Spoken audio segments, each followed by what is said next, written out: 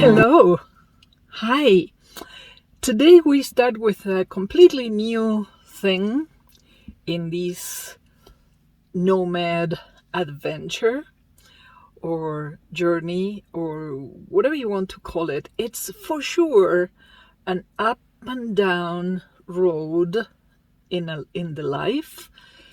And as I always say, the best thing for me to have started a YouTube channel is the amazing community is building up here. All of you, they represent so much in my daily life. You have no idea. Because being alone on the road, sometimes it takes a toll on you. And right now I am on top of a mountain at 7,300 feet, which is very nice in terms of temperature and everything. But it has been raining and hailing, which is, we know, the crazy weather we're starting to have, and that is going to get worse and worse and worse. So it's okay, we adapt. But being lonely or being alone, that is different. Being alone in the middle of nowhere, seeing just one occasional ATV going by, is not always that easy. It weighs on you. You can take so many photos, you can do so many projects, you can have a craft, and you can be entertained with that. But there is only so much you can do to say, oh, I am so happy being here on my own. I manage being alone very well because I am used to. Being alone. I don't have a problem with being alone. But of course, I would like to have some human interaction. So I got a question from one of you, from Linda, who is very prolific at communicating with me. And I appreciate that so much. She gets a little bashful sometimes because she writes too much, she says. I love that because that is good reading material to me. She writes through my Patreon. She's one of my patrons, and I appreciate her help so much, as all the other patrons, of course. But she asks me questions. And today I read her message and I thought, yeah, I have to start a separate chapter within this bubble of being a nomad for questions from you.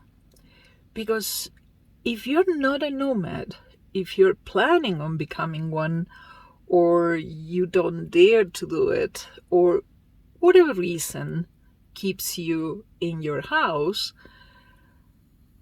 I am sure you question things like, what do nomads do about this or that or the other thing? And I am proud to say Linda has one of the most interesting imaginations I have met in a long while. And I love that because it feeds me. It feeds that curiosity that I also have. We are very similar in that way, Linda and I. And she asked me this super interesting question. What if you need to bug out? Do you have a pack? Do you have a bag of absolutely necessary things that you have to take with you in case there is something huge happening, in case, the whole population of a huge area gets affected by something, like it happened a few days ago with the hurricanes in Florida and Georgia and all those areas. But what if something happens anywhere you are? Because I know I avoid the East Coast because I don't do well in humid areas because of my asthma.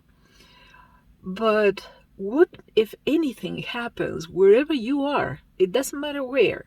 Imagine a volcano erupting, imagine a flood, a huge flood that closes up a huge area. Whatever it is, what do you do? What if you cannot drive your vehicle anymore? Your vehicle is your home and you have to leave it behind and you have to go get help. What happens? Do you have enough resources to keep you alive until help comes, until something changes? And I found that question so interesting.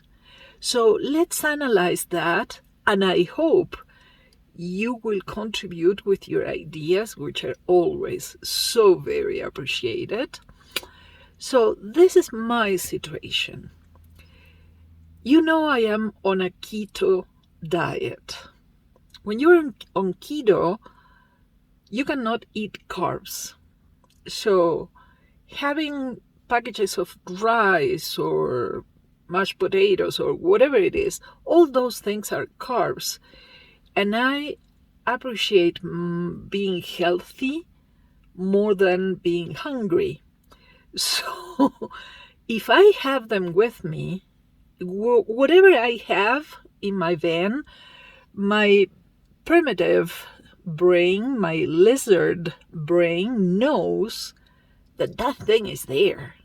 So it could be crackers or nuts or rice or, as I said, mashed potatoes.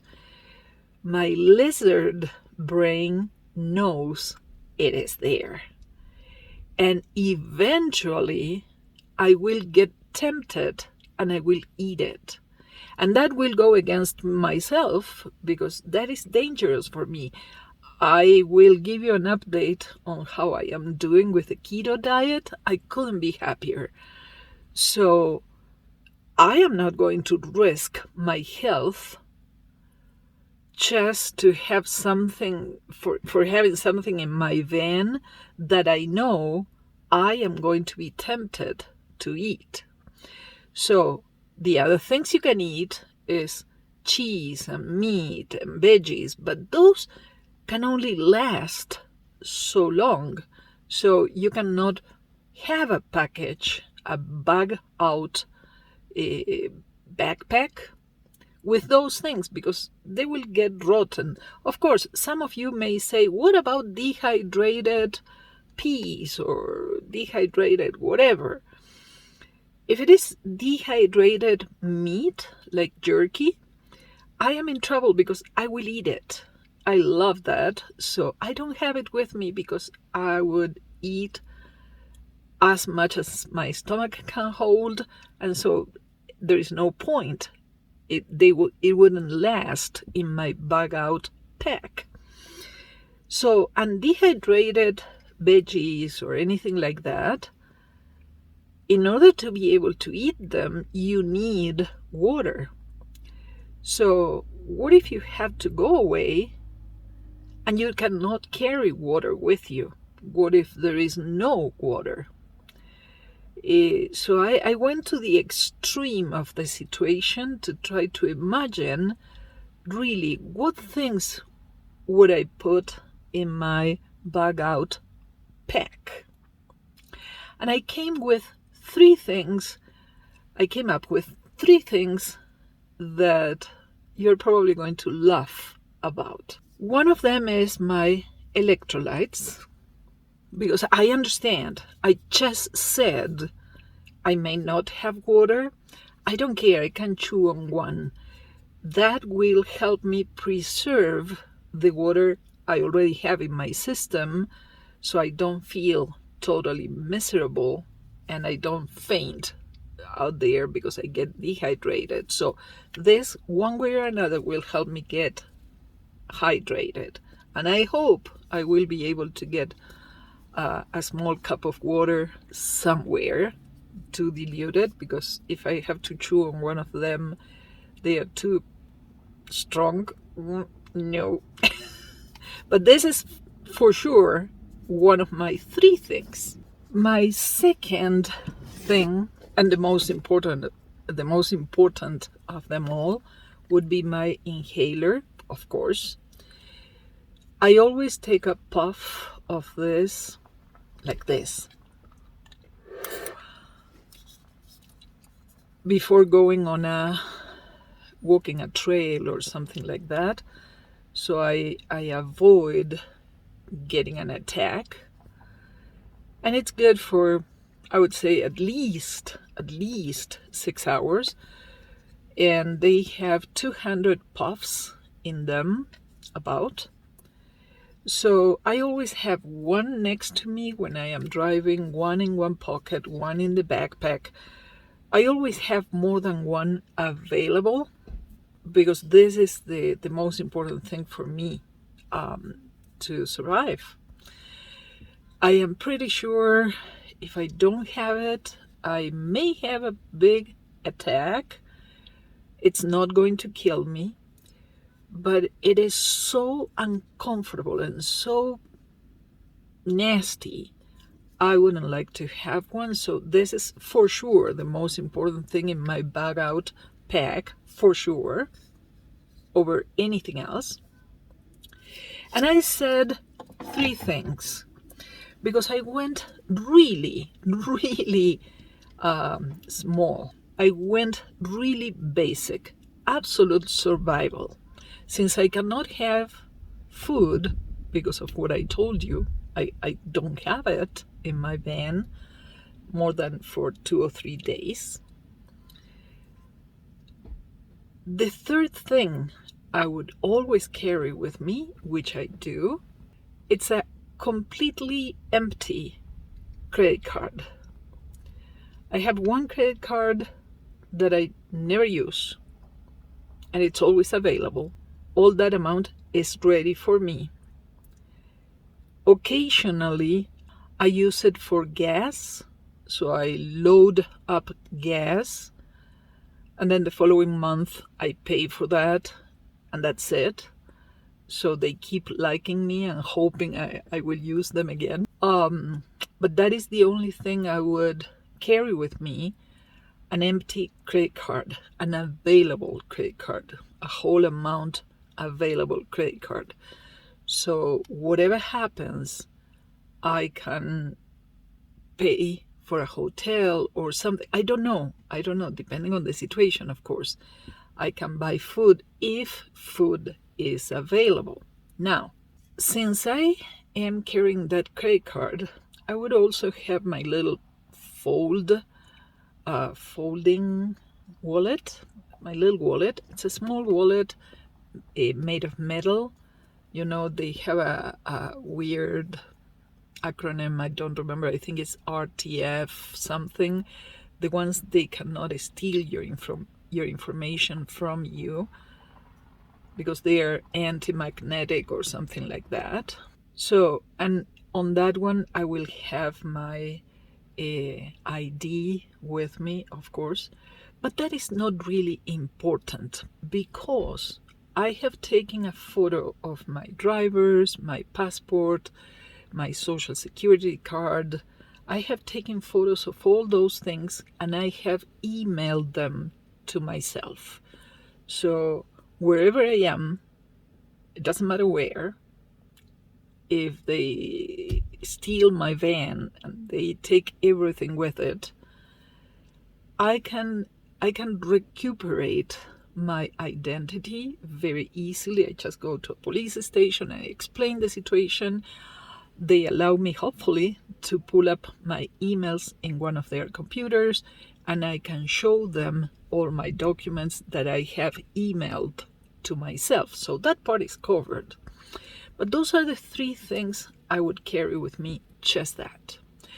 And you may say, And how do you get food? I don't need food. Ta-da! Superwoman! When you do keto, you also play with intermittent fasting or long-term fasting, and you learn that you actually do not need food. That is a weird concept, I understand. The keto allows you not to be hungry.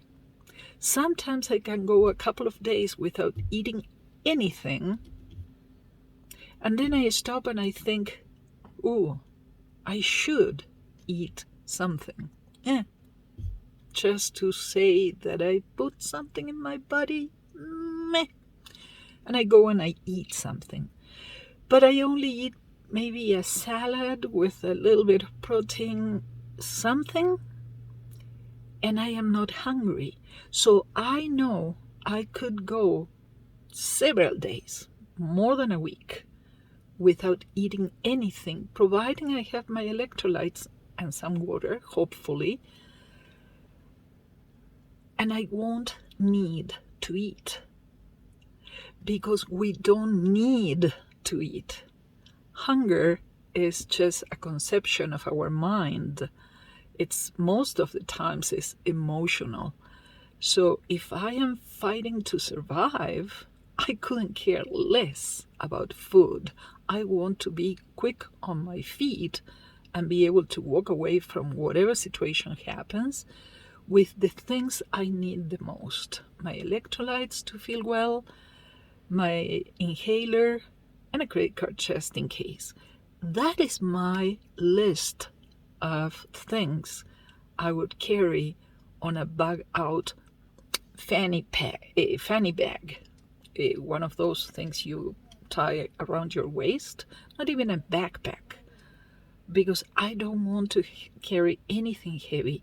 A couple of layers, yeah, a jacket or something just in case. But this is why I was able to reduce my most important needs to just those three. I believe in fate. And because I believe in fate, I believe we all have an expiration date written here. So if it is not my time to go to the other side, I will be fine. Nothing is going to happen to me. A bear is not going to eat me.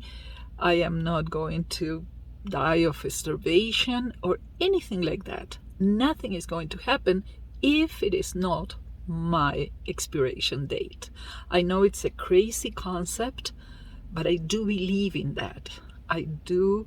That holds me every day. It keeps me going. And it has come to my rescue with a couple of phobias I had. I am still arachnophobic. Don't show me a spider. But for example, I was not able to fly. I was not able to take a plane and go anywhere because I would panic. I was sure minutes after takeoff that plane was going to crash. That's it. I was sure of that. And I would have panic attacks in the form of just throwing up, horrible. I was miserable. I was on a plane and with a plastic bag around my face all the time, and feeling dizzy and horrible, and the fear. If you have ever had a panic attack, think of the worst you have felt during the worst time you were afraid of something. You were terrified. Well, that was every time I flew on a plane. Every time. Until one day, I used to work for several years for a German company, and the architect with whom I worked very close. I mean, we would work on projects together. He told me, he shared with me his story. Because of his work, he had to take planes every week to go see his clients in many different parts of Europe and everywhere. And he shared with me that he had that irrational fear of flying for a long time, until he was confronted to this reality. He needed to fly all the time in order to have his job that he liked so much. So he decided, okay, if every time I fly, I am going to panic, and the plane is going to get to its destination anyway, I will spend hours on that flight feeling horribly, being in panic, throwing up, sweating, whatever, just to get to my destination and need I don't know how many hours to recover from that. And I will keep being alive.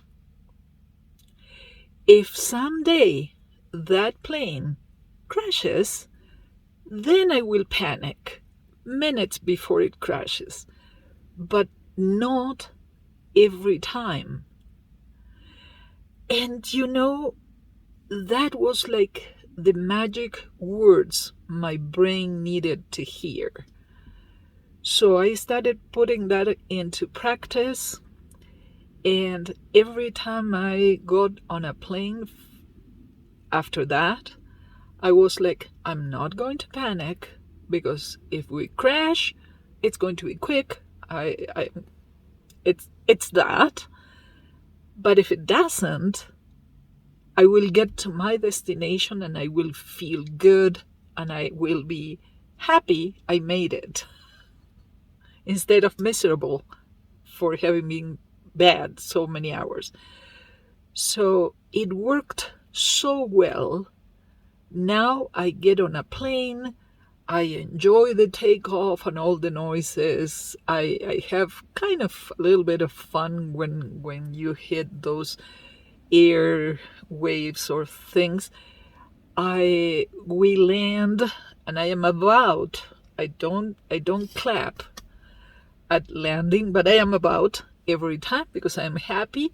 I had a great experience, and I killed my fear of flying just because I saw how irrational it was to be afraid of crashing when you don't know if it's going to happen. So why worry before when it might never come? It might never come. So if it doesn't happen, you're fine.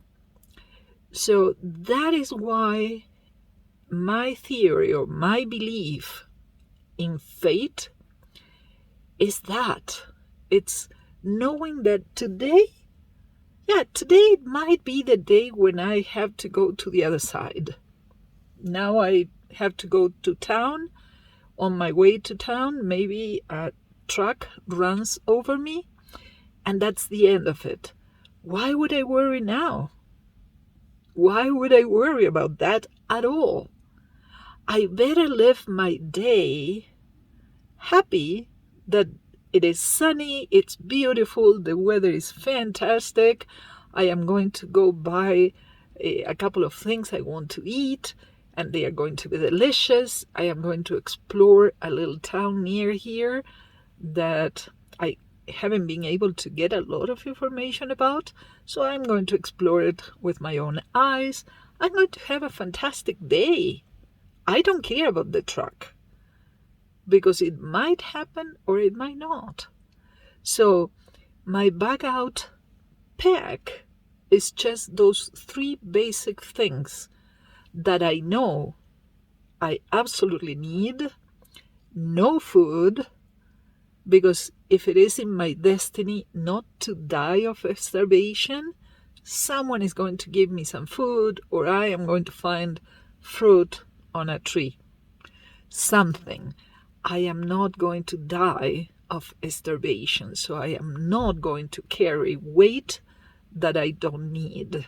I can manage, I will be happy, and then I will tell you the amazing story. They're going to make a movie out of that.